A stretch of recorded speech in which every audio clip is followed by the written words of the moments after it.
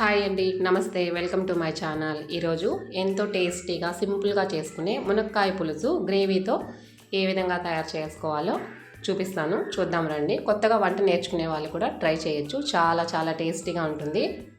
ఒకసారి ఈ విధంగా ట్రై చేయండి. ముందుగా ఈ మునక్కాయ పులుసు ఏ విధంగా తయారు చేయాలో కావాల్సిన పదార్థాలు ఒకసారి చూద్దాం రండి.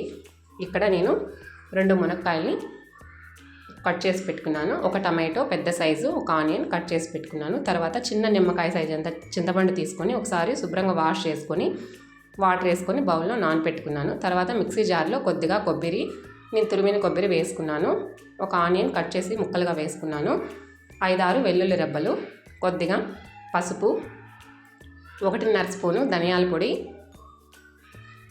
1 స్పూన్ నిండా కారం వేసుకుంటున్నాను. మీరు కారం ఎంత కావాలో చూసి వేసుకోవచ్చండి. ఇక్కడ సాల్ట్ వేయలేదు. దీనంతా మిశ్రమాన్ని మిక్సీ పట్టుకున్నాను చూడండి ఈ విధంగా. తర్వాత కొద్దిగా వాటర్ యాడ్ చేసుకుని పేస్ట్ లాగా మిక్సీ పట్టుకోవాలి. చూడండి ఈ విధంగా పేస్ట్ లాగా మిక్సీ పట్టుకున్నాను. తర్వాత స్టవ్ ఆన్ చేసుకొని బౌల్ పెట్టుకున్నాను.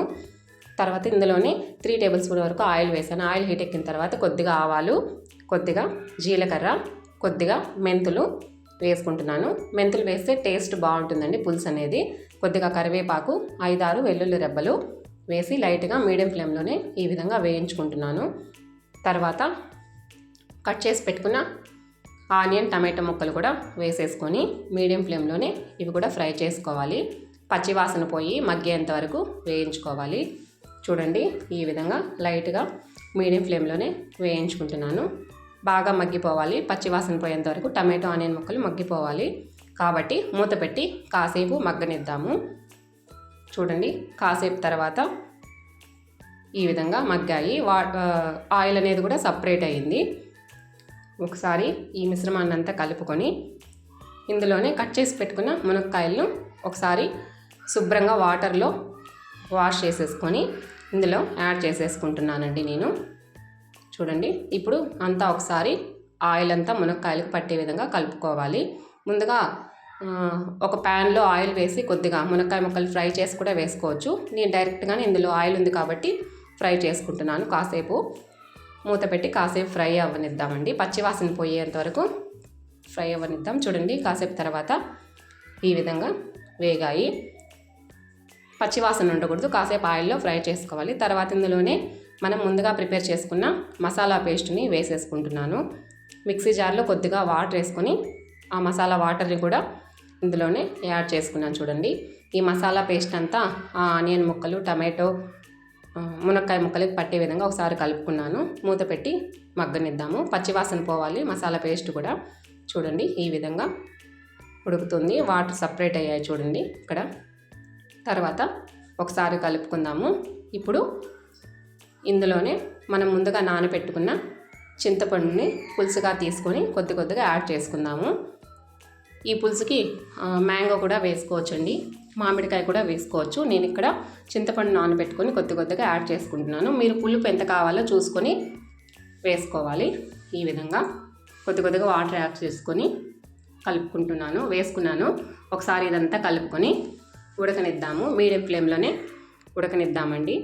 ఇప్పుడు ఇందులో ఎంత కావాలో మనకు అంత పులుసుని తగ్గట్టు వాటర్ యాడ్ చేసుకోవాలి. ఈ వాటర్ యాడ్ చేసుకున్న తర్వాత మసాలాలో నేను సాల్ట్ వేయలేదు కాబట్టి ఇందులోనే 1.5 టేబుల్ స్పూన్ వరకు సాల్ట్ యాడ్ చేసేసుకుంటున్నాను. ఇప్పుడు ఇందులో సాల్ట్ చూడండి ఇప్పుడు యాడ్ చేసుకుంటున్నాను. కొద్దిగా మీరు కారం, పులుపు, సాల్ట్ ఏం కావాలన్నా ఇప్పుడు యాడ్ చేసుకోవచ్చు. మీడియం ఫ్లేమ్లోనే అంతా ఒకసారి కలుపుకొని మీడియం ఫ్లేమ్లోనే ఉడకనివ్వాలి. ఈ పులుసు చిక్కబడి మునక్కాయని సాఫ్ట్గా ఉడికేంత వరకు ఉడకనివ్వాలండి పులుసుని. చూడండి ఈ విధంగా ఉడుకుతూ ఉంది. మీడియం ఫ్లేమ్లోనే పెట్టుకొని ఉడికించుకోవాలి. పులుసు అనేది దగ్గర పడాలండి. చాలా పల్చగా ఉంది కాబట్టి దగ్గర పడాలి, గ్రేవీ లాగా అవ్వాలి. చూడండి తెల్లుతూ ఉడుకుతూ ఉంది. ఈ విధంగా ఉడకాలి. మునక్కాయ అనేది చాలా సాఫ్ట్గా అయిపోయి ఉడికిపోతే బాగుంటుంది. ఇప్పుడు కాసేపు మూత పెట్టి ఉడకనిద్దాము. ఈ పులుసు అనేది చిక్కబడేంత వరకు ఉడకాలి. ఎంత ఉడికితే అంత బాగుంటుందండి పులుసు అనేది. చూడండి మూత పెట్టి కాసేపు ఉడకనిద్దాము. కాసేపు తర్వాత చూడండి పులుసు అనేది చిక్కబడింది. ఈ విధంగా మునక్కాయ కూడా సాఫ్ట్గా ఉడికింది. పులుసు చూడండి గ్రేవీ లాగా అయింది.